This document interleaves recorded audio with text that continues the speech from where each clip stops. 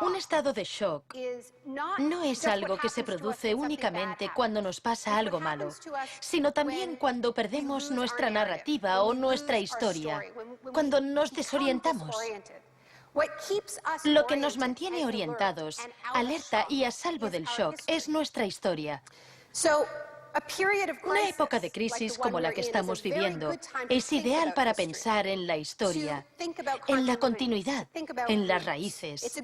Es un buen momento para situarnos en la historia de la lucha humana. La doctrina del shock.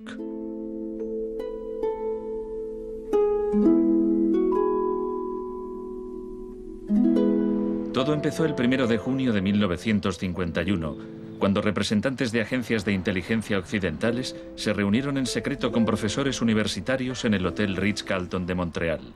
Como resultado de esta reunión, el ejército financió una investigación sobre el aislamiento sensorial en la Universidad de McGill. El aislamiento sensorial es una forma de producir una monotonía extrema. Provoca una reducción de la capacidad crítica, nubla la mente y el sujeto se queja de que ni siquiera puede fantasear. Y cuando un estudiante universitario no es capaz de fantasear, mal asunto. Mientras experimentábamos, empecé a creer que quizá algo que causara incomodidad o incluso dolor sería más tolerable que las condiciones de aislamiento que estudiábamos. Hebb decidió dejar de trabajar en la investigación. No tenía idea, cuando lo propuse, del arma tan terrible, tan potencialmente terrible que podía llegar a ser. Este es nuestro momento, nuestra oportunidad. Pero los experimentos continuaron bajo las órdenes del ambicioso jefe de psiquiatría, el Dr. Ewen Cameron. Su trabajo iba mucho más allá que el nuestro.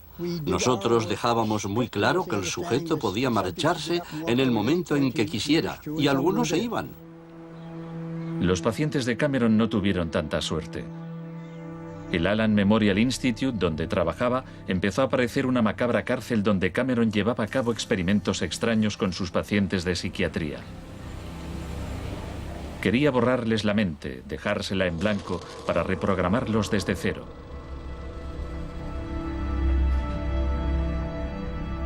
Janine Huart, una joven madre de 4 hijos, padecía una depresión posparto.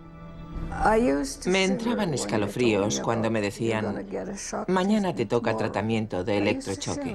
Me estremecía, me daba mucho miedo.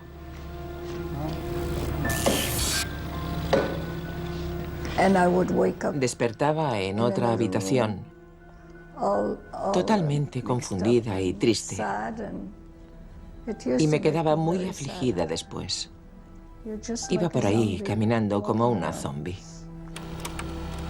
Cameron combinaba los electrochoques con las curas de sueño y la repetición de mensajes grabados. Decía, Janine, Janine, estás rehuyendo tus responsabilidades. No quieres cuidar de tu marido ni de tus hijos. Lo repetía una y otra vez. Suena como si la interrogaran. Sí, como si me interrogaran, pero ¿con qué objeto? La CIA no tardó en poner en práctica los hallazgos de Cameron. Muchas de sus técnicas figuran en el manual Kubark de interrogatorios para el contraespionaje. He aquí unos fragmentos. Es una tesis central del manual que estas técnicas son, en esencia, métodos para provocar la desviación de la personalidad. Hay un intervalo, que puede ser muy breve, de animación suspendida, una especie de shock psicológico o parálisis. Los interrogadores expertos reconocen este efecto cuando se da y saben que desde ese momento el sujeto está mucho más abierto a la sugestión, mucho más dispuesto a obedecer que justo antes de sufrir el shock. El otro Dr. Shock.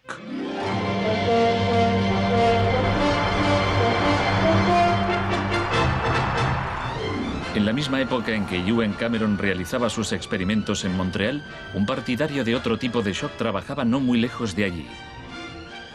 Milton Friedman era profesor de economía en la Universidad de Chicago. Creía que la terapia de shock económico impulsaría a las sociedades a aceptar un capitalismo más puro y desregulado. En octubre de 2008, durante la mayor crisis financiera desde 1929, Naomi Klein acudió a la Universidad de Chicago para hablar de Milton Friedman. Cuando Milton Friedman cumplió 90 años, la Casa Blanca de Bush organizó una celebración en su honor y todos pronunciaron discursos, incluido George Bush, pero el mejor fue el de Donald Rumsfeld. Mi cita favorita de ese discurso de Rumsfeld dice así: Milton es la encarnación de una realidad, la de que las ideas tienen consecuencias. La tesis que sostengo es que el caos económico que ahora mismo impera en Wall Street, en la América Media y en Washington, deriva de muchos factores, por supuesto, pero que entre ellos están las ideas de Milton Friedman. El crack de 1929 en Wall Street desencadenó la Gran Depresión de los años 30.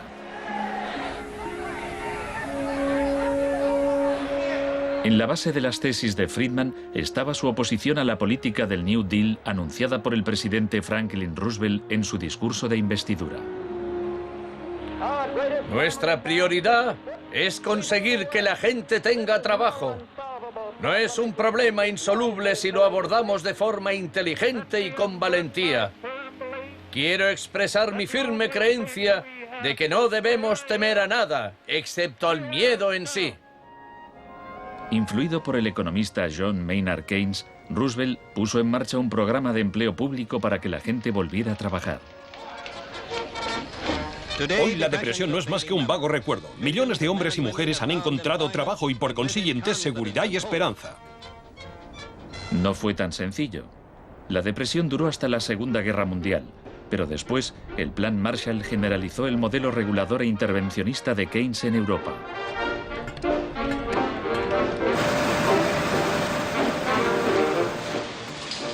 Sus principios gozaron de gran aceptación, aunque no por parte del Departamento de Economía de la Universidad de Chicago. Milton Friedman, desde esta universidad, libró una guerra contra el New Deal. Friedman era miembro de un grupo llamado Sociedad Mont Pelerin, dirigida por el economista Friedrich von Hayek. Creían que si el gobierno dejaba de prestar servicios y de regular los mercados, los problemas de la economía se resolverían solos. En los 50 los consideraban bichos raros, pero en los últimos 30 años sus ideas se han convertido en la doctrina económica dominante. La tesis de la doctrina del shock es que nos han contado un cuento sobre cómo estas medidas radicales han triunfado en el mundo, que no se han propagado de la mano de la libertad y la democracia, sino que han requerido shocks, crisis y estados de emergencia. Milton Friedman entendía la utilidad de las crisis. Solo una crisis, real o percibida, produce auténticos cambios. Cuando esa crisis sobreviene, las medidas que se toman dependen de las ideas que flotan en el ambiente. Primera puesta a prueba, Chile. Fue en Chile donde los seguidores de Friedman aprendieron a explotar un shock o crisis a gran escala. Por lo general, los voceros del neoliberalismo, los publicistas oficiales, ni siquiera mencionan a Chile. Empiezan a contar la historia a partir de Thatcher y Reagan, porque eso queda mucho mejor. En los años 50 y 60, las medidas progresistas de desarrollo en Chile eran un modelo para la zona. El gobierno invertía en salud, educación e industria. Las empresas estadounidenses temían por sus inversiones. Como respuesta, el Departamento de Estado comenzó a becar a estudiantes de Chile y el resto de Sudamérica para que estudiaran economía de libre mercado con Milton Friedman. La Universidad de Chicago tenía un convenio con la Universidad Católica de Chile que permitía a muchos chilenos venir a Chicago, donde les impartíamos formación y se doctoraban. Los estudiantes regresaban a Chile a dar clases. El Departamento de Economía de la Universidad Católica en Santiago se convirtió en una mini escuela de Chicago. Arnold Harberger, el economista que dirigía el programa, se describía como misionero totalmente entregado. En 1970, la Unidad Popular de Salvador Allende ganó las elecciones con un programa que proponía nacionalizar grandes sectores de la economía. La compañía de teléfonos pertenecía en su mayor parte a la empresa estadounidense ITT, que encabezó los intentos de evitar que Allende fuera presidente. Contaba con el apoyo de Richard Nixon en la Casa Blanca. Yo no estuve allí, pero puedo decirle lo que sabemos con certeza en la actualidad. Él encargó a la CIA que impidiera que Allende asumiese la presidencia e intentaron convencerme de que instigara al ejército chileno cuando Allende resultó elegido. A pesar de las maniobras de la CIA, Allende juró el cargo de presidente.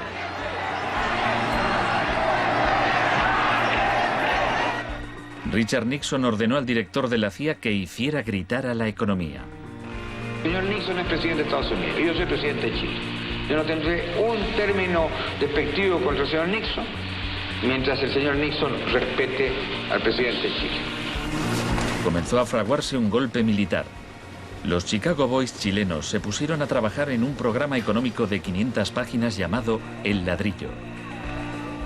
Con dinero de Estados Unidos se hizo todo lo posible por desestabilizar la economía. Se declaró una huelga de camioneros que paralizó fábricas y tiendas. Hubo un golpe de Estado fallido el 29 de junio de 1973. Después, el 11 de septiembre, bajo el mando del general Pinochet, el ejército asaltó el Palacio Presidencial. El shock de la guerra.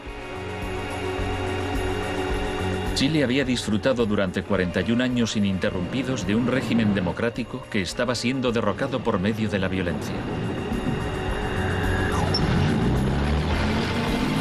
Para Pinochet y sus partidarios el golpe era una guerra, y desde luego estaba concebido para parecerlo. Fue el precursor chileno de la doctrina militar de shock y pavor.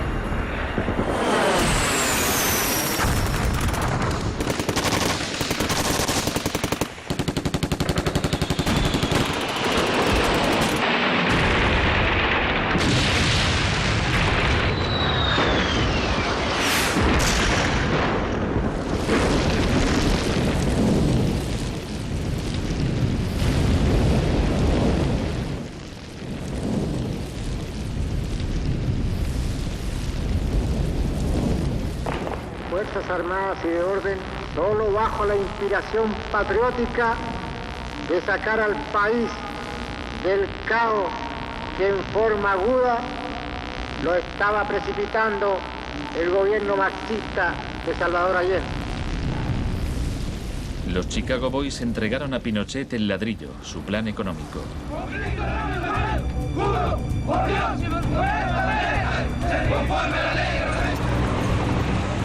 Los días siguientes, más de 13.000 opositores fueron detenidos y encarcelados.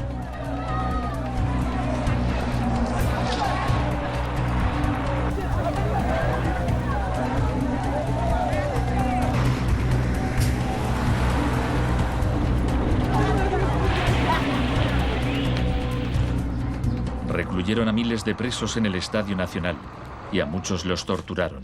El mundo fijó su mirada en Chile. ¿Cuántas personas? Más de 5.000. 10.000 personas, como 10.000 hay.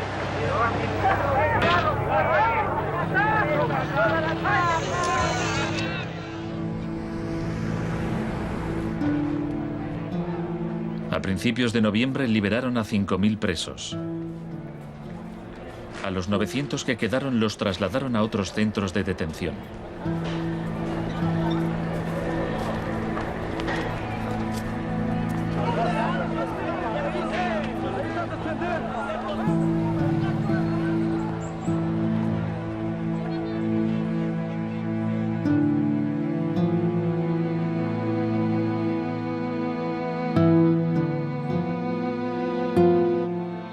Menos de un mes después, la FIFA dejó a Chile jugar una eliminatoria para el Mundial de Fútbol en ese mismo estadio. Su rival, la Unión Soviética, se negó a jugar allí, así que se permitió a Chile marcar en portería vacía y clasificarse para el Mundial de 1974. Lo hacía Chavaco Aldeo, lo hacía Galo Reynoso. Porque fueron tocando sin adversario hasta el otro lado. El shock económico. Aprovechando el estado de shock de la población, Pinochet impuso las medidas recomendadas por los Chicago Boys, suprimió el control de precios, privatizó empresas estatales, eliminó aranceles de importación y redujo el gasto público. Más tarde, Friedman reconoció abiertamente la importancia del experimento chileno.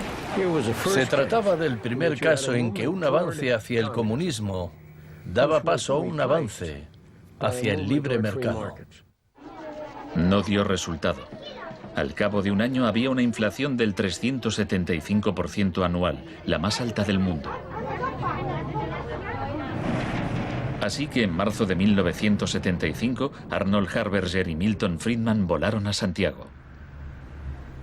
Empleó una expresión que nunca se había utilizado en el contexto de una crisis económica mundial. Exigió un tratamiento de shock.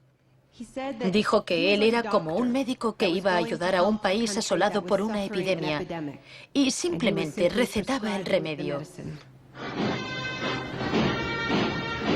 Friedman escribió que el general Pinochet se mostraba receptivo a la idea de un tratamiento de shock, aunque era evidente que le preocupaba el paro temporal que podía causar.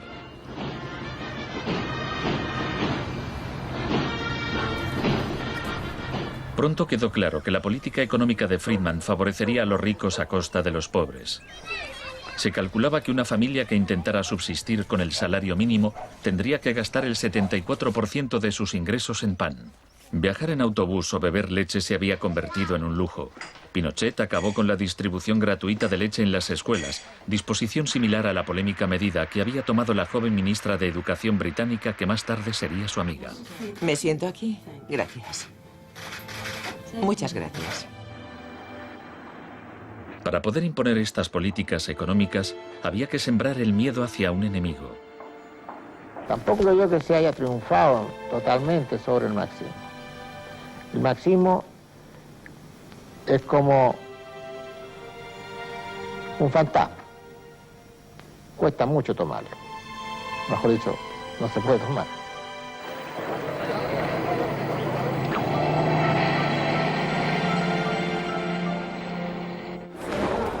Según Friedman y Harberger, la economía de libre mercado era indisociable de la libertad y la democracia.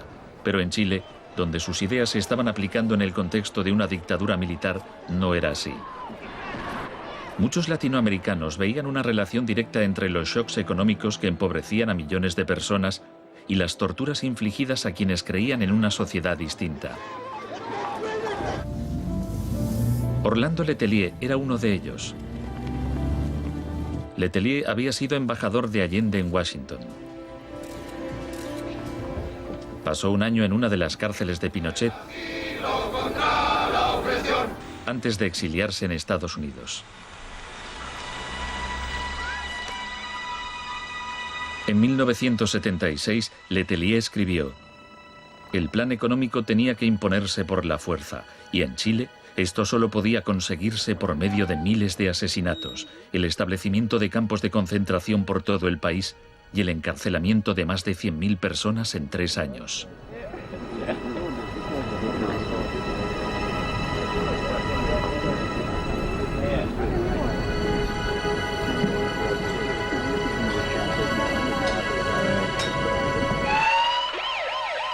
Antes de que pasara un mes, Letelier murió en un atentado con coche bomba.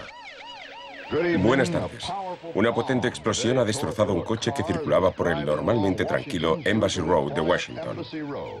El chileno era Orlando Letelier, ministro de Exteriores durante los últimos meses del régimen marxista del difunto Salvador Allende. Damos paso a Richard Roth. Michael Townley, miembro de la policía política secreta de Pinochet, estaba detrás del atentado. Había entrado en Estados Unidos con pasaporte falso y la CIA estaba al corriente de ello. Michael, buenas noches. Buenas noches, Pablo. La opinión del Poder Judicial chileno, ¿hay confianza en él?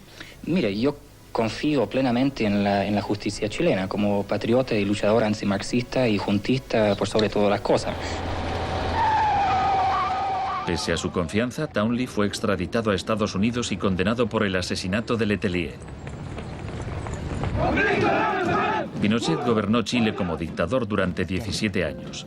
Pero en una entrevista en que se sinceraba, Harberger seguía negándolo. Un gobierno represivo no puede durar mucho tiempo en el marco de un sistema de auténtica libertad económica. El año del asesinato de Orlando Letelier se le concedió a Friedman el Premio Nobel de Economía. Saben, tienen una idea totalmente deformada de lo que pasó. Les explicaré un par de cosas. En primer lugar, universidades chilenas me ofrecieron 2 títulos honoríficos antes de que yo viajara allí. Rehusé aceptarlos porque dichas universidades se financiaban en parte con fondos públicos y yo no quería dar en ningún caso la impresión de que apoyaba el régimen político de Chile. No soy representante de Chile, no soy asesor de Chile, ni tengo responsabilidades para con el gobierno de Chile.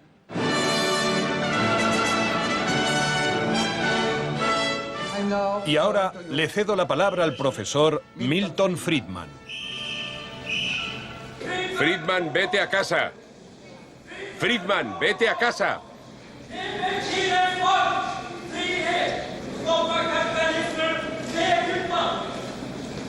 Lamento este incidente.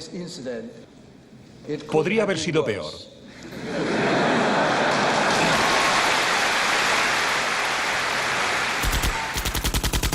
La revolución se propaga. El propósito de la doctrina del shock es contar una historia alternativa de cómo esa oleada salvaje de capitalismo puro e incontrolado que estamos viviendo llegó a dominar el mundo. Chile no fue el único país de Sudamérica que adoptó las políticas de la Escuela de Chicago. Los seguidores de Friedman ocupaban cargos clave en Brasil y asesoraban el gobierno de Uruguay. Entonces, el 24 de marzo de 1976, un golpe militar derrocó al gobierno de Isabel Perón en Argentina.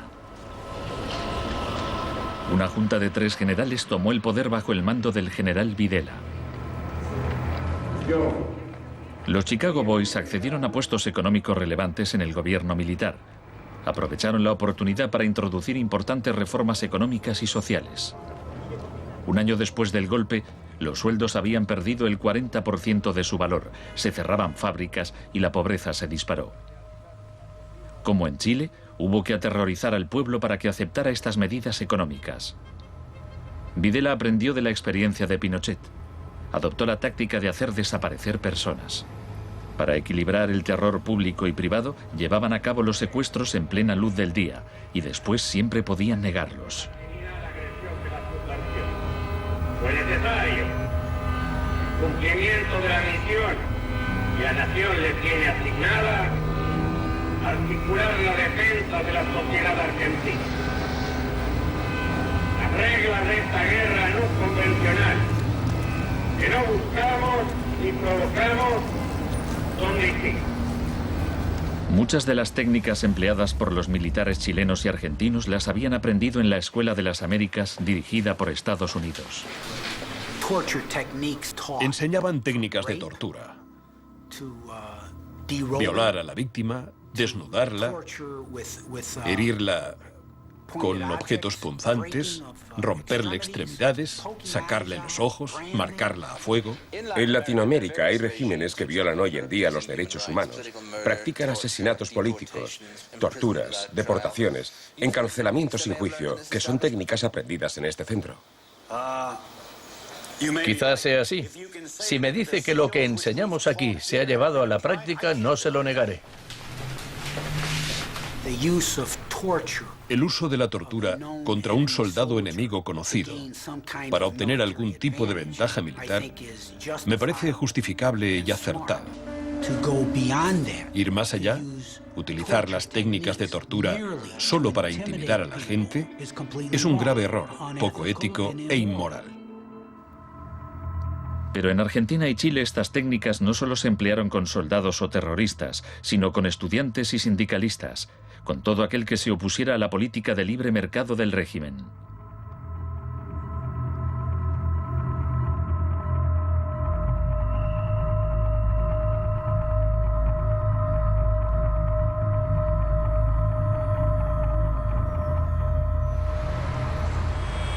En 1978, la Junta de Argentina fue anfitriona del Mundial de Fútbol.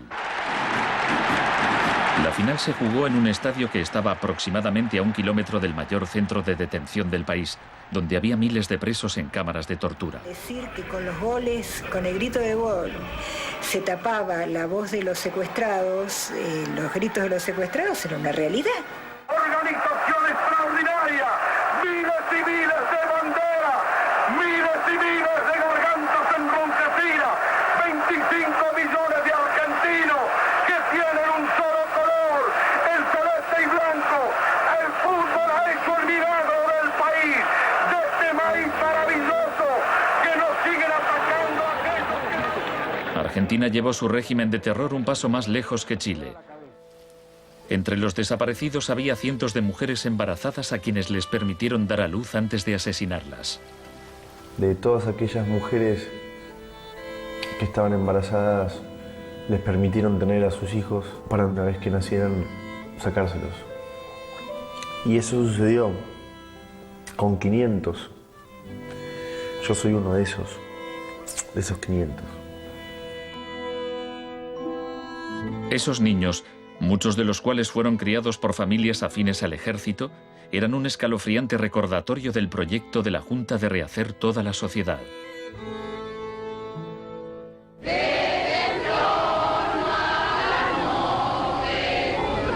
Cuando la Junta aún detentaba el poder, un grupo de madres y abuelas de desaparecidos empezaron a protestar en la Plaza de Mayo.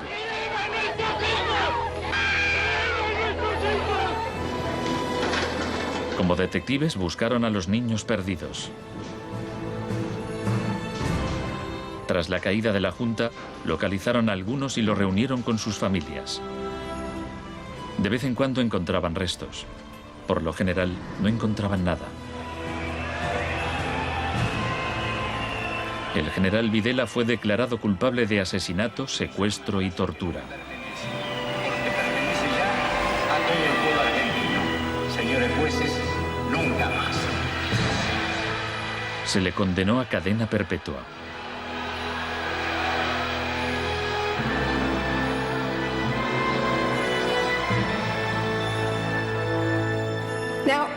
Estos primeros experimentos en Latinoamérica plantearon a Friedman y a sus acólitos un serio problema ideológico.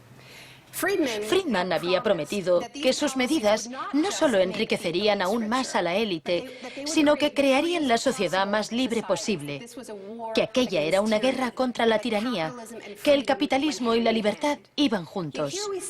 Sin embargo, vemos que en los 70 los únicos países que ponían en práctica esas ideas eran dictaduras militares. Nixon había dado todo su apoyo a la imposición de ese liberalismo brutal por parte de las dictaduras sudamericanas.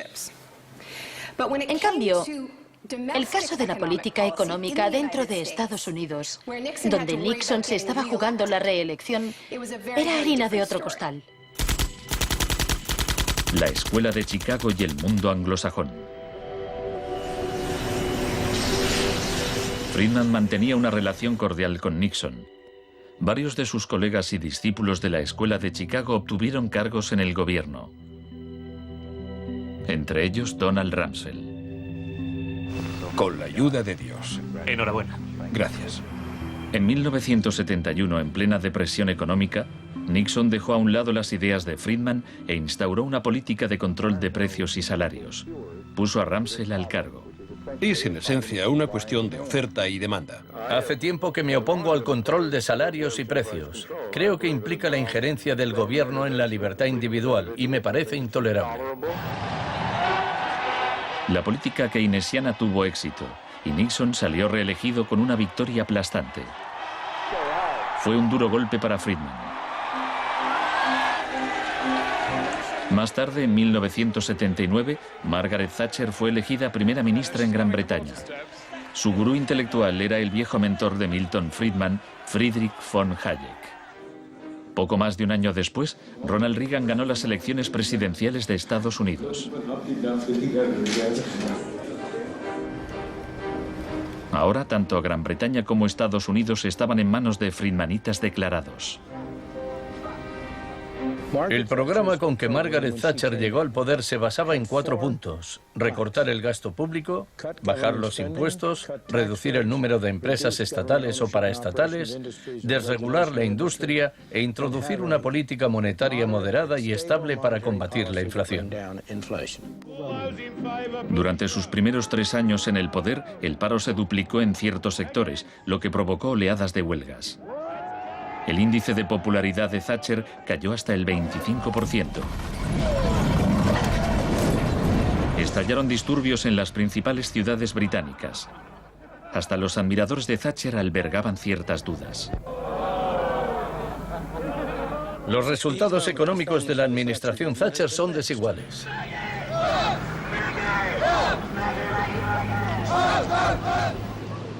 A quienes esperan ansiosos a que yo haga caso del eslogan favorito de los medios, dar vuelta atrás, solo puedo decirles una cosa: dad vuelta atrás vosotros si queréis. La dama no es partidaria de ello. Friedrich von Hayek instó a Thatcher a adoptar las políticas de shock económico de Pinochet. Ella replicó: en Gran Bretaña, con sus instituciones democráticas y su necesidad de un alto grado de consenso interno, algunas medidas tomadas en Chile son del todo inaceptables.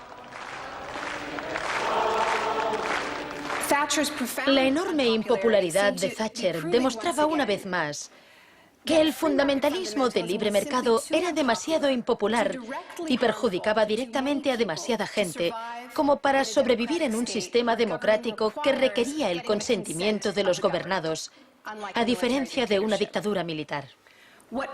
Lo que sacó a Thatcher del abismo y salvó finalmente el proyecto fue una crisis, la crisis suprema, de hecho, una guerra. Estamos aquí porque, por primera vez en muchos años, un territorio de soberanía británica ha sido invadido por un país extranjero.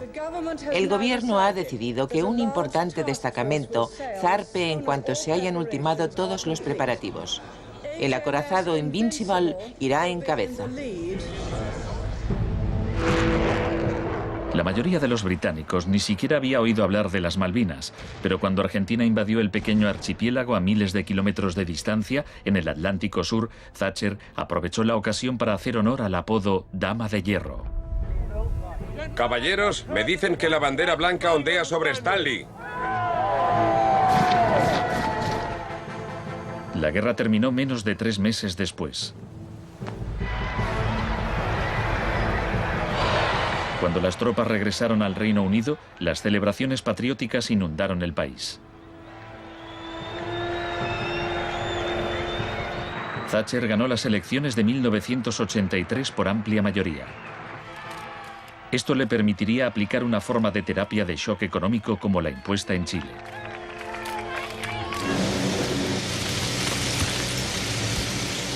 La organización de trabajadores más poderosa del país era el Sindicato Nacional de Mineros. Cuando la Junta Nacional del Carbón anunció el cierre de minas, los mineros declararon la huelga.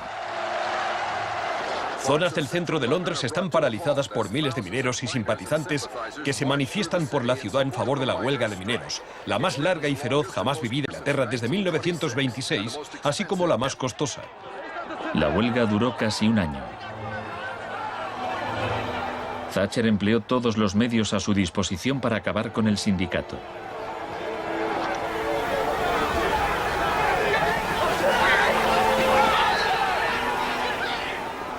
Al final, los mineros fueron derrotados. Thatcher aprovechó esta victoria para implantar la revolución de la Escuela de Chicago en su país. Una serie de anuncios vistosos promocionaba un programa de privatizaciones masivas.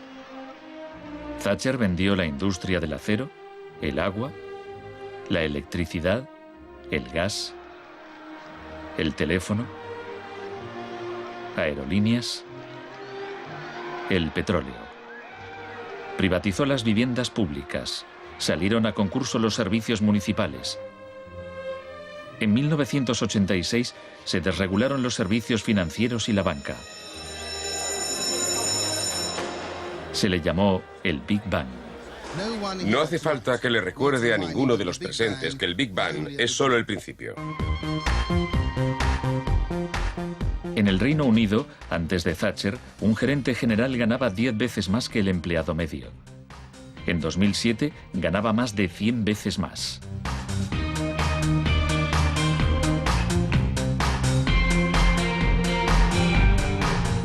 En Estados Unidos, antes de Reagan, los gerentes generales ganaban 43 veces más que el empleado medio.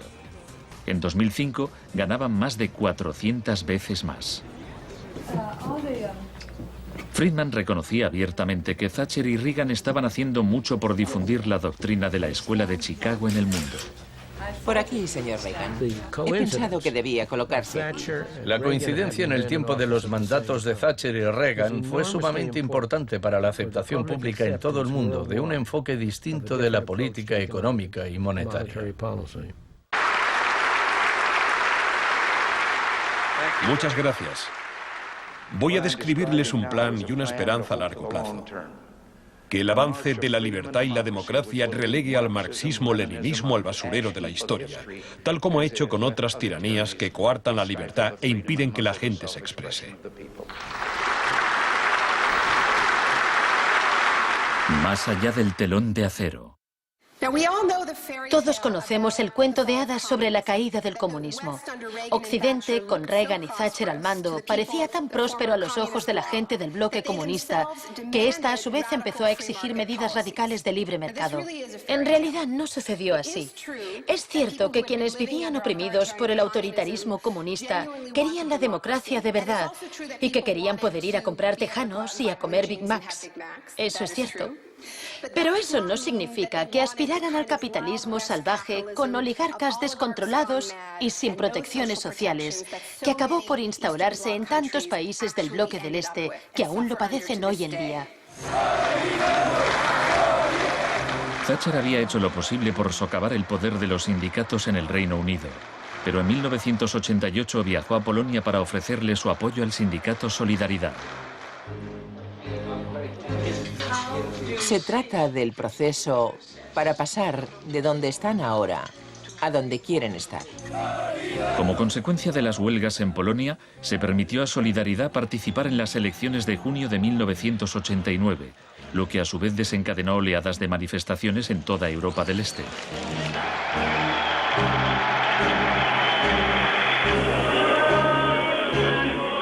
En épocas anteriores, la Unión Soviética había utilizado la fuerza para aplastar los movimientos democráticos. Pero ahora la URSS tenía un líder distinto, Mikhail Gorbachov, impulsor de la glasnost y la perestroika. Hablaba de una tercera vía, de una transición gradual hacia una socialdemocracia a la escandinava, algo a medio camino entre el capitalismo de libre mercado y el comunismo.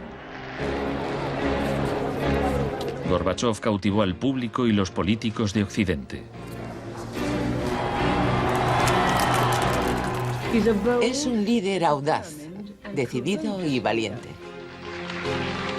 Ante la mirada de Gorbachov, los viejos regímenes comunistas se desmoronaron uno a uno.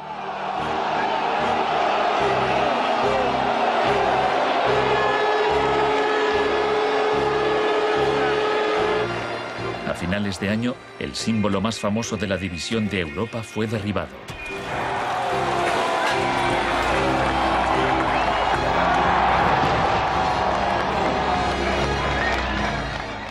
Para Friedman y los Chicago Boys, se abrieron las puertas de todo un mundo nuevo.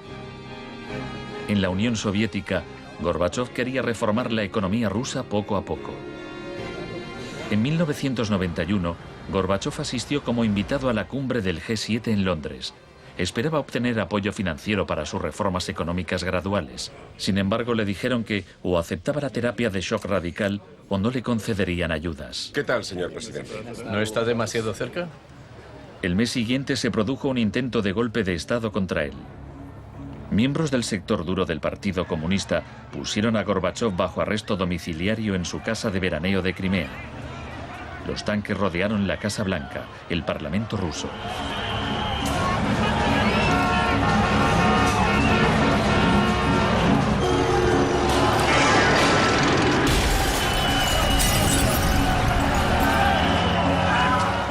En el caos de los enfrentamientos callejeros, era evidente que, para reforzar su posición, el sector duro debía recurrir a la violencia.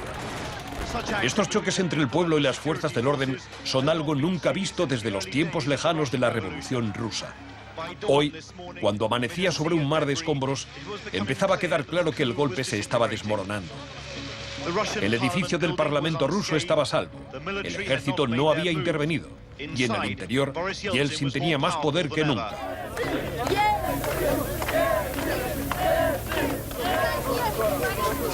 Fue un momento estelar para Yeltsin.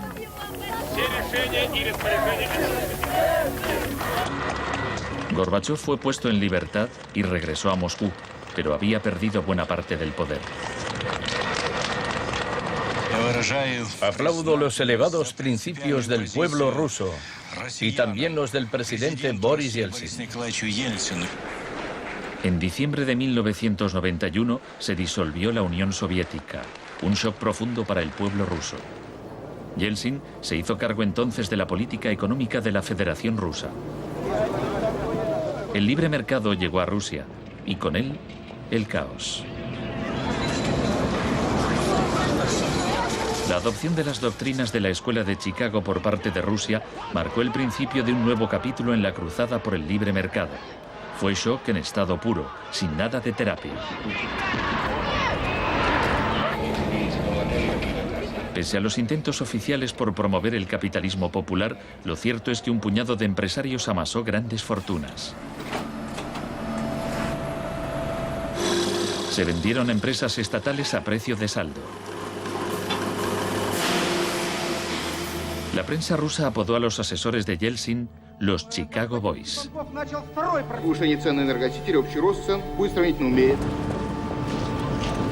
Gracias a la terapia de shock de Yeltsin, en 1992 los rusos consumían un 40% menos que en 1991. Un tercio de la población había caído en la pobreza y la gente tardaba meses en cobrar su sueldo. Según las predicciones de un experto, 140 millones de rusos pronto vivirán bajo el umbral de la pobreza. La corrupción era generalizada y el crimen organizado se disparó. Moscú se convirtió en el nuevo salvaje oeste.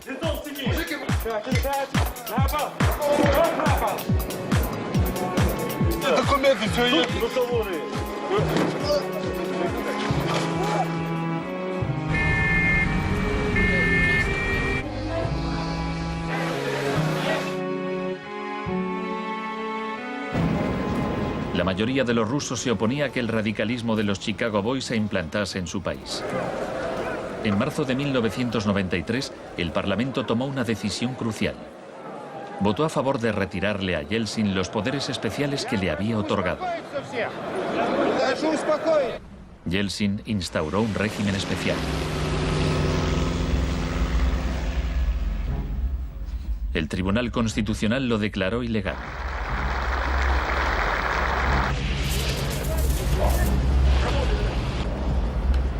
El 21 de septiembre, Yeltsin, al estilo Pinochet, disolvió el Parlamento.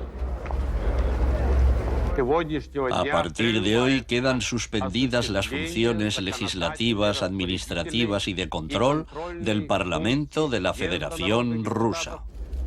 Occidente puso su influencia al servicio de Yeltsin. Creemos que Boris Yeltsin es la mayor esperanza para la democracia en Rusia. 2 días después, el Parlamento votó a favor de destituir a Yeltsin por 636 votos a 2. Miles de partidarios del Parlamento se congregaron frente a la Casa Blanca e intentaron tomar la televisión.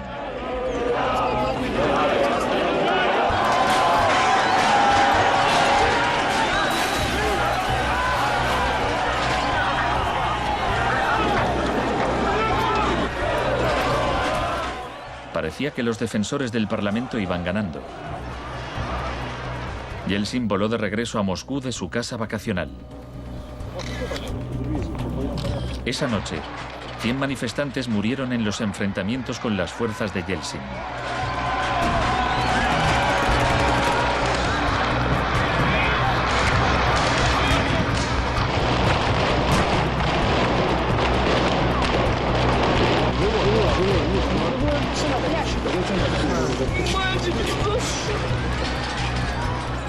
El 4 de octubre, Yeltsin ordenó al ejército que atacara la Casa Blanca y bombardeara el mismo edificio que él había defendido 2 años antes. ¿No lo entendéis? ¡Son asesinos!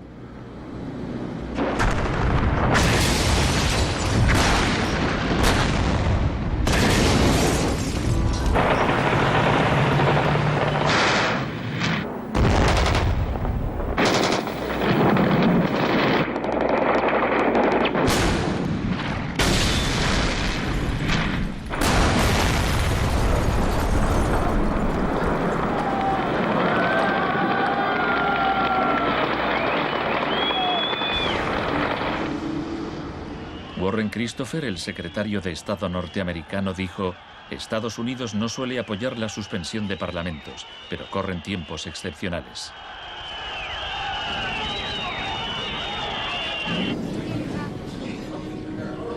Yeltsin había conseguido el poder absoluto.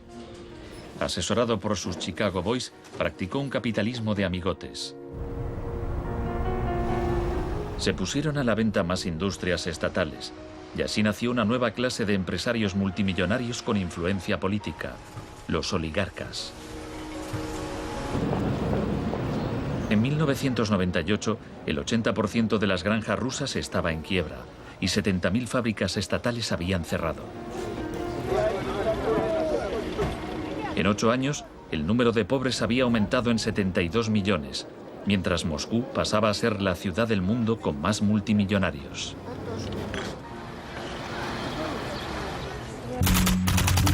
Un nuevo enemigo.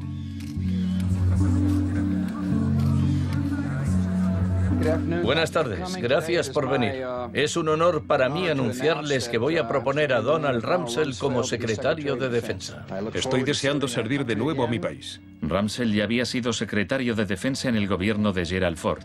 En ese entonces, el enemigo a temer era la Unión Soviética. No afirmo que nos estén invadiendo los rusos, sino sus tendencias. No digo que midan 3 metros, sino que medían 1,60 m, ahora 1,80 m y siguen creciendo. Ahora había un nuevo enemigo más cerca de casa. El 10 de septiembre de 2001, Rumsfeld expuso en un discurso sus planes para privatizar parte del ejército de Estados Unidos. Milton Friedman se habría sentido orgulloso.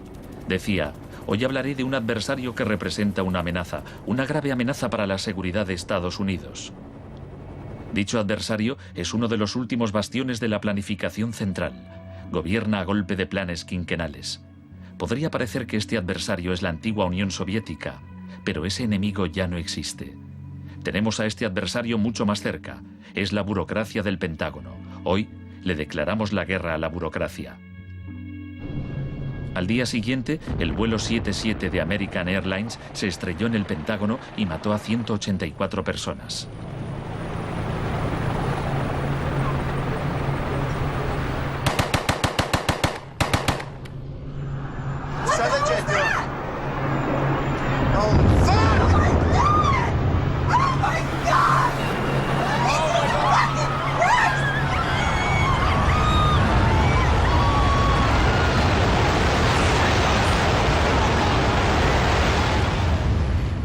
Piensen en la sensación de la gente tras los atentados. ¿Quién es esa gente? ¿De dónde son? ¿Por qué nos odian? Se produjo una rotura de esquemas colectiva. No vivíamos en el mundo en que creíamos vivir. Y nuestros líderes no dejaban de repetir que todo aquello que creíamos entender antes del atentado ya no era vigente. Se acuñó una nueva frase, mentalidad pre-11S. Lo que ocurrió en ese momento fue que surgieron teorías nuevas por arte de magia sobre un choque de civilizaciones. De pronto, ese era el mundo en que vivíamos. Resultó que había un eje del mal y que estábamos librando una guerra contra el terrorismo. Esta guerra abstracta e imposible de ganar ha tenido enormes consecuencias económicas. Antes de 2001, la seguridad nacional apenas podía considerarse una industria. Hoy en día es más importante que las industrias del cine y la música juntas. Entre el 11 de septiembre de 2001 y el año 2006, el Departamento de Seguridad Nacional pagó $130.000 millones a contratistas privados. Este es el complejo del capitalismo del desastre, una nueva economía basada en el miedo. Será una batalla monumental entre el bien y el mal. La guerra contra el terrorismo, primera parte.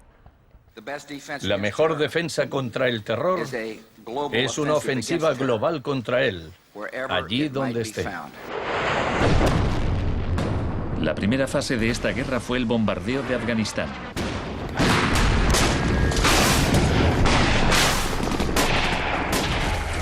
El gobierno talibán fue derrocado rápidamente.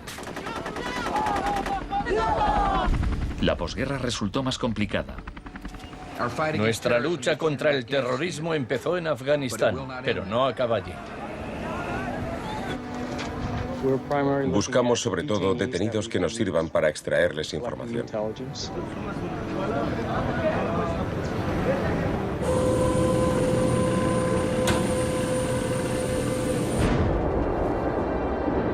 En Guantánamo, las fuerzas estadounidenses pusieron en práctica por primera vez las técnicas del manual Kubark de forma explícita y pública. Oficialmente aprobadas por la Casa Blanca, fueron mostradas abiertamente por televisión en todo el mundo. El aislamiento, tanto físico como psicológico, debe mantenerse desde el instante de la captura. La capacidad de resistir se ve reducida por la desorientación. Los presos deben guardar silencio en todo momento y jamás se les debe permitir hablar entre sí. 3 de los presos, Asif Iqbal, Rual Ahmed y Shafiq Rasul, eran de Tipton, Inglaterra. Pasaron más de 2 años en Guantánamo antes de que los liberasen sin cargos. No te dejaban hablar con nadie, ni hacer nada, ni estar de pie. Te obligaban a pasarte todo el rato ahí sentado. Yo pensaba, ¿qué demonios está pasando? ¿Dónde estoy? ¿Pasaremos aquí el resto de nuestra vida? ¿Podremos regresar a casa, volver a ver a nuestra familia? De los 779 presos retenidos en la bahía de Guantánamo, solo 3 han sido condenados por algún delito.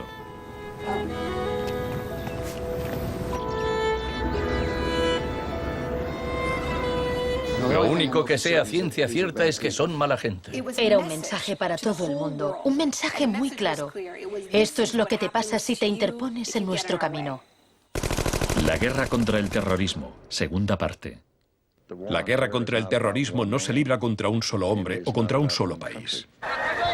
Se alegaron muchas justificaciones para la invasión de Irak. Pero si Estados Unidos realmente hubiera querido invadir un país que presuntamente albergaba a líderes de Al-Qaeda, tenía armas nucleares y vendía tecnología nuclear a otros países, Pakistán habría sido la opción más obvia. Tenía contactos estrechos con los talibán y el poder estaba en manos de un dictador militar.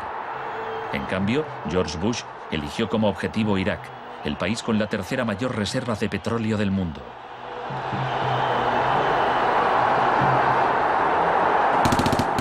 La guerra como tortura de masas.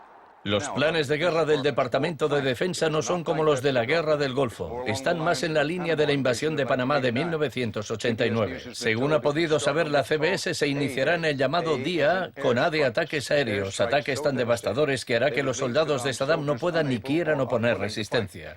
La idea es que el bombardeo sea tan intenso que produzca, en palabras textuales, shock y pavor. Si el Pentágono se ciña a su plan de guerra actual, en un día de marzo, la aviación y la Armada lanzarán entre 300 y 400 misiles de crucero contra objetivos en Irak, más que en los 40 días que duró la primera guerra del Golfo.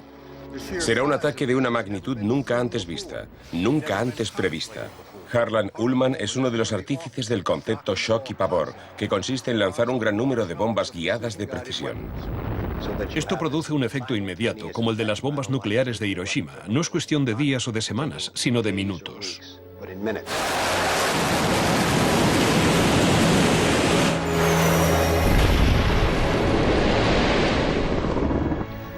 Además, paralizas la ciudad, es decir, la dejas sin energía ni agua y lanzas una campaña implacable de desgaste, de modo que al cabo de 2, 3, 4 o 5 días, ellos quedan agotados física, emocional y psicológicamente. Anoche una zona de 1 milla cuadrada del centro de Bagdad parecía el infierno en la tierra. Durante la primera oleada de bombardeos, los ciudadanos de Bagdad sufrieron una versión del aislamiento sensorial descrito en el manual Kubark. En el caos que siguió a la caída de Saddam Hussein, Estados Unidos hizo poco por impedir los saqueos. Algunos cargos del gobierno incluso los consideraban un punto de partida para desmantelar el Estado iraquí. John Agresto, encargado de reorganizar la educación superior, veía el saqueo de escuelas como una oportunidad para empezar de cero. De hecho, antes de las sanciones, Irak tenía el mejor sistema educativo de la región y una tasa de alfabetización del 89%. En cambio, en Nuevo México, estado natal de Agresto, el 46% de los ciudadanos eran analfabetos funcionales. En Irak se aplicaron 3 formas de shock distintas que actuaban a la vez y se complementaban entre sí. Estaba el shock de la guerra, seguido de inmediato por la terapia de shock económico impuesta por Paul Bremer.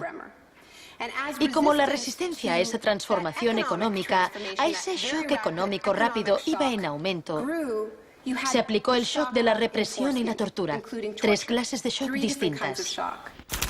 El shock económico.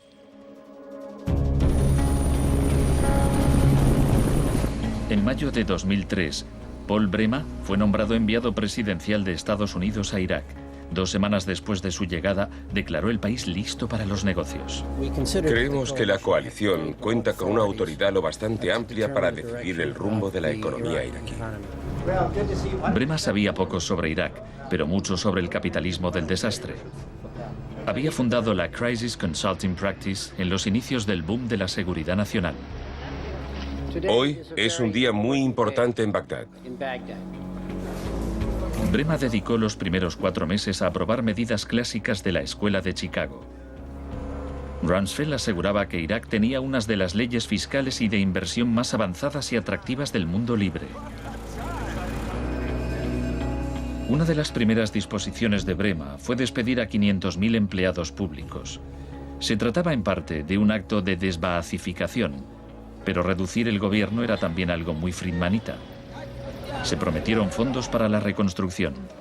Nuestra inversión en el futuro de Afganistán e Irak es el mayor compromiso de estas características desde el Plan Marshall. En realidad, era justo lo contrario. Mientras que el fin del Plan Marshall era impulsar la industria europea, la ayuda a Irak se invirtió en empresas de Estados Unidos. Los pocos iraquíes que consiguieron empleo estaban al final de una serie de subcontratistas. Creative Associates se hizo con contratos por valor de $100 millones para esbozar el programa de estudios e imprimir libros de texto para el sistema educativo. La consultora en gestión y tecnología Bearing Point obtuvo contratos por valor de $240 millones para implantar un sistema de libre mercado en Irak. RTI, con sede en Carolina del Norte, logró contratos por $466 millones para asesorar sobre la instauración de la democracia en Irak. Y a Halliburton se le adjudicaron contratos de coste más incentivos por $20.000 millones. Parsons recibió $186 millones para construir 142 clínicas sanitarias. Solo se terminaron 6. El suministro básico de electricidad y agua apenas mejoró, pese a los miles de millones que se gastaron durante los primeros 4 años. Vamos a triunfar aquí y cuando lo consigamos habremos hecho algo importante, no solo para 25 millones de iraquíes, sino para favorecer los intereses occidentales en la región. Hasta los nuevos billetes iraquíes se imprimían en el extranjero. Les mostraré un ejemplo de estos billetes. Estados Unidos incluso llegó a pagar a empresas privadas para que supervisaran a las empresas privadas que habían logrado contratos.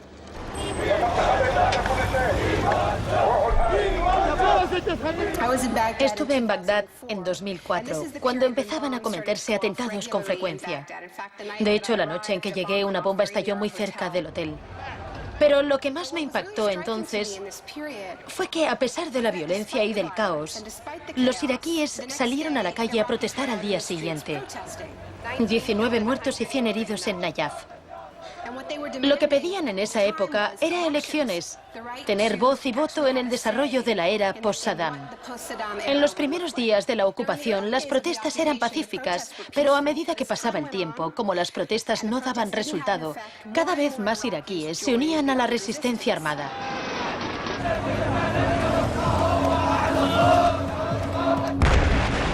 La violencia se descontroló.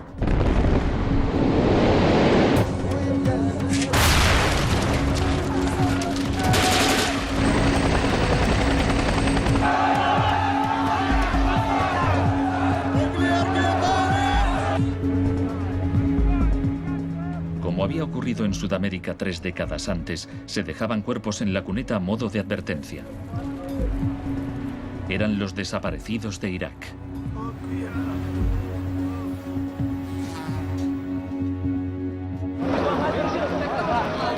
Se tomaron medidas extremadamente agresivas para aplastar a la oposición. El shock de la represión.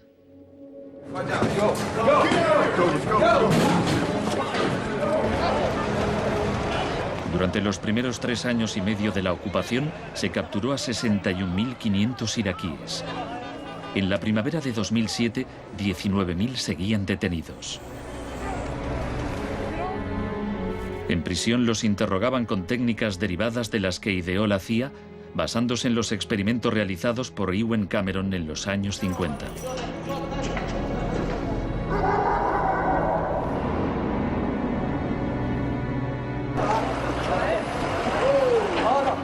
Según la Cruz Roja, altos cargos del ejército estadounidense admitieron que entre el 70 y el 90% de las detenciones en Irak fueron errores.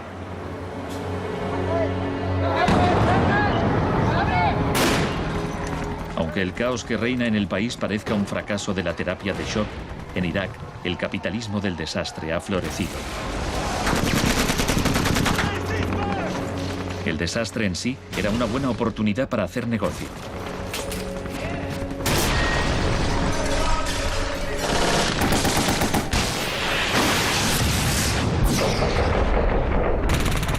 El negocio de la guerra. El gasto militar de Estados Unidos prácticamente se ha duplicado desde 2001. Se acerca a los 700.000 millones de dólares al año. Ya en 1961, el presidente Eisenhower, que no era precisamente de izquierdas, advirtió del peligro de un ejército demasiado poderoso. La conjunción de una estructura militar inmensa y de una gran industria de armamento es algo nuevo en la historia de Estados Unidos. Debemos precavernos contra una adquisición de influencia injustificada, deliberada o no, por parte del complejo industrial militar. No debemos permitir jamás que esa combinación suponga un riesgo para nuestras libertades o nuestros procesos democráticos. La guerra de Irak ha sido el conflicto más privatizado de la historia contemporánea. La zona verde de Bagdad es una versión extrema de lo que está pasando en todo el mundo. Se trata de una zona privada y segura, protegida del caos exterior.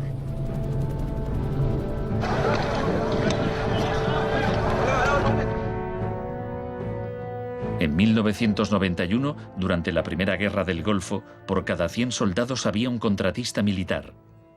En 2003, cuando empezó la guerra de Irak, por cada 100 soldados había 10 contratistas. En 2006, por cada 100 soldados había 33 contratistas. Un año después, por cada 100 soldados había 70 contratistas. En julio de 2007 había más contratistas que soldados en Irak. Esto iba incluso más lejos de lo que Milton Friedman se había atrevido a soñar. Lo único que no privatizaría son las Fuerzas Armadas, los tribunales y algunas carreteras y autopistas. Una de las empresas contratadas más relevantes era Blackwater USA. Durante la batalla de abril de 2004 en Nayaf, Blackwater asumió el mando de los marines estadounidenses. Docenas de iraquíes murieron durante la operación. Estados Unidos había blindado las empresas privadas contra las leyes iraquíes, por lo que éstas funcionaban en un vacío legal, un poco como Guantánamo. Le pregunté al secretario de Defensa hace un par de meses bajo qué se rige. El señor Rumsfeld... Iba a preguntárselo yo. Siga.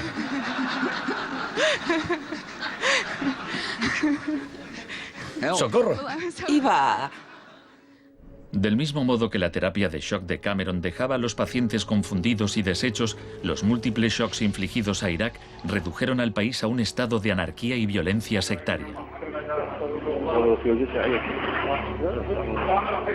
En la época en que ejecutaron a Saddam, en 2006, morían 1000 iraquíes por semana.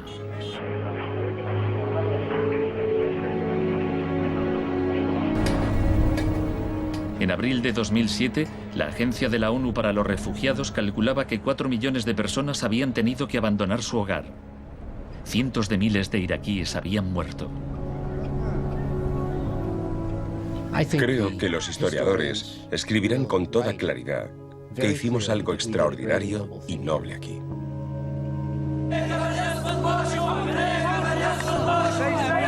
Esta es una manifestación contra el terrorismo americano.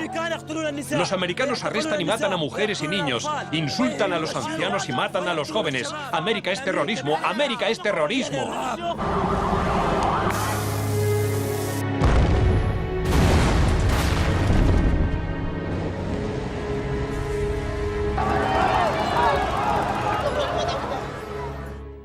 Un mundo de zonas verdes y rojas.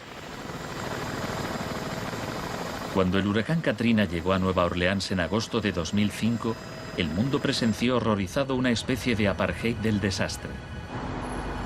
Quienes tenían recursos se marcharon de la ciudad, mientras decenas de miles de desfavorecidos tuvieron que quedarse prácticamente sin ayuda del Estado.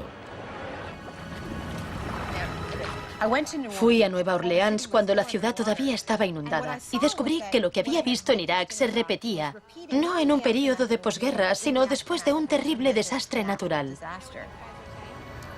Milton Friedman murió en 2006. La última recomendación que hizo sobre política oficial aparece en un artículo que publicó en el Wall Street Journal 3 meses después del Katrina. Dice, la mayor parte de las escuelas de Nueva Orleans están en ruinas y también las casas de los alumnos. Los niños se han dispersado por todo el país. Es una tragedia y también una oportunidad para introducir reformas radicales en el sistema educativo.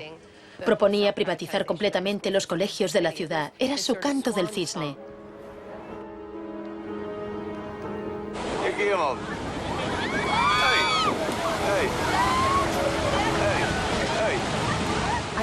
Fui testigo de un proceso similar en Sri Lanka, en los días que siguieron al tsunami de 2004. A gente que había vivido en la costa desde hacía generaciones se le impidió volver a fin de poder privatizar los terrenos y venderlos a hoteles de lujo.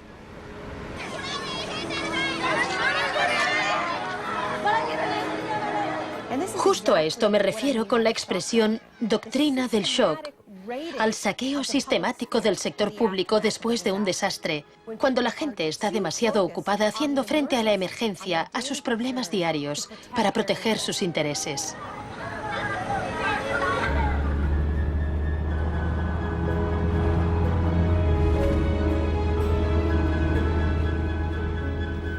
Tal vez el primer acto de resistencia sea negarnos a impedir que borren la memoria colectiva. En 2008, Naomi Klein visitó Villa Grimaldi con Isabel Morel, viuda de Orlando Letelier. Villa Grimaldi es un monumento a la crueldad del régimen de Pinochet y a su posterior derrota. Villa Grimaldi fue el principal centro de tortura mientras se buscaba implementar la política de shock económico. Esta es la que tú señalas en el libro como las casas de uno por uno donde estaban los detenidos en Villa Grimaldi. No le tenía ningún cariño a Pinochet, pero considero que fue nuestro maestro en muchos sentidos. Aprendimos qué era el mal.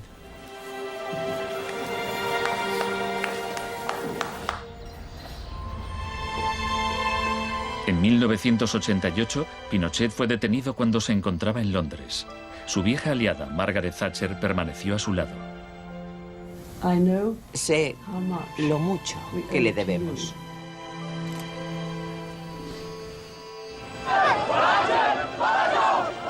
Hicieron falta 30 años para que el experimento económico que Pinochet fue el primero en probar diera la vuelta al mundo hasta Irak. Aún así, las similitudes entre pasado y presente son asombrosas. entre los campos de concentración de Pinochet y el centro de detención de Bush en Guantánamo, entre los desaparecidos de Chile y los de Irak, entre los experimentos de Ewen Cameron y las torturas infligidas a los presos de Abu Ghraib. Ha llegado nuestro momento, nuestra ocasión. Borró todo el pasado. Por eso aplicaba electrochoques. Borraba el pasado del paciente e implantaba ideas nuevas. Pero Janine resistió. En 1988, la CIA accedió a indemnizar a Janine y a otras víctimas de los experimentos de Ewen Cameron. Janine, ¿estás orgullosa de que, aunque intentaron hundirte, tú has luchado con todas tus fuerzas y has vencido? En cierto modo, sí. En cierto modo. Porque creo que todavía me queda una pizca de fuerza de voluntad. Es muy difícil luchar contra un gobierno. La gente me decía: Janine, no puedes luchar contra el gobierno, no te das cuenta, son muy poderosos. Pero yo tenía fe en que ganaría. El fin de una era. Los mercados no regulados son volátiles por naturaleza.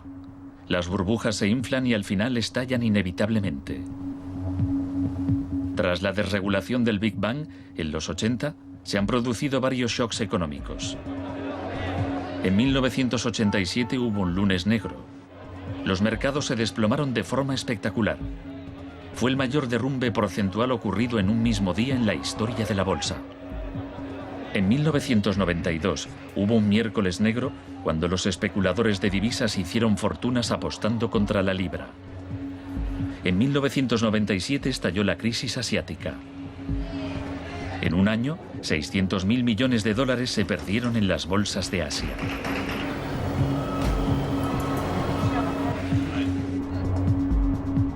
Y finalmente, en septiembre de 2008, los mercados financieros implosionaron. El mercado no está funcionando correctamente. Ha habido una pérdida generalizada de confianza.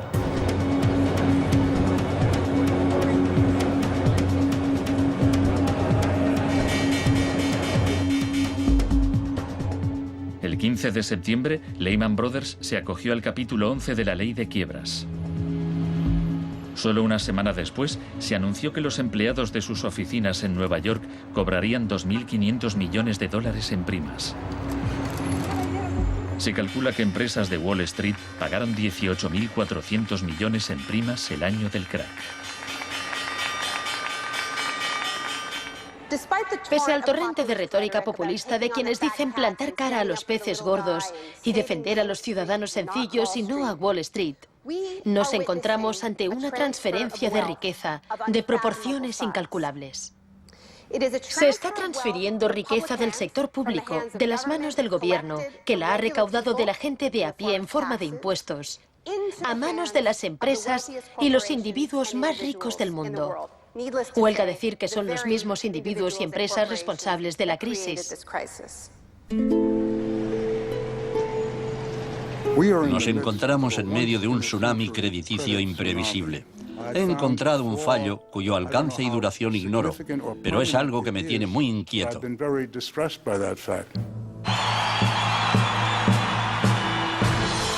Estados Unidos, la crisis financiera propició la victoria de Obama. El país quería cambiar de rumbo. ¡Hola, Chicago! Esta crisis está claramente considerada por casi todo el mundo un resultado directo de esta ideología concreta de la desregularización y la privatización.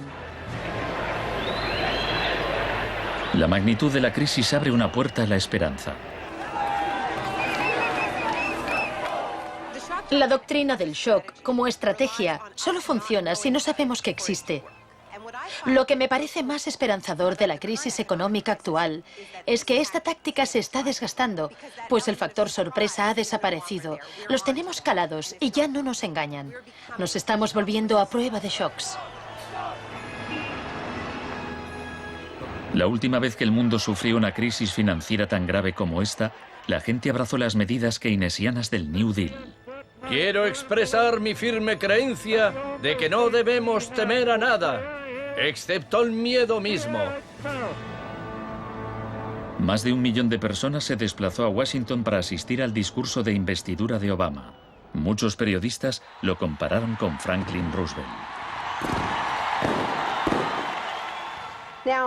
Últimamente se han trazado muchos paralelismos entre Obama y Franklin Delano Roosevelt. Así que hablaré un poco de este último. Les contaré una anécdota estupenda que podría ser inventada sobre cuando lo visitaban representantes de sindicatos u organizaciones progresistas y le proponían medidas nuevas y avanzadas para que las incluyese en el New Deal. Él los escuchaba con atención y al final decía: ahora salid ahí fuera y obligadme a hacerlo. Y ellos así lo hacían. En 1937, año clave para el New Deal, ¿saben cuántas huelgas se declararon en Estados Unidos? 4.740 huelgas que duraban un promedio de 20 días. ¿Saben cuántas huelgas hubo en 2007? 2. 21. En fin, la otra razón para recordar esta historia de la lucha social es que nos dice algo muy importante, algo que debemos recordar en estos momentos en que nos jugamos tanto. Nos enseña que si queremos políticas contra la crisis que hagan de este mundo un sitio más sano, justo y pacífico, tendremos que salir ahí fuera y obligarlos. Gracias.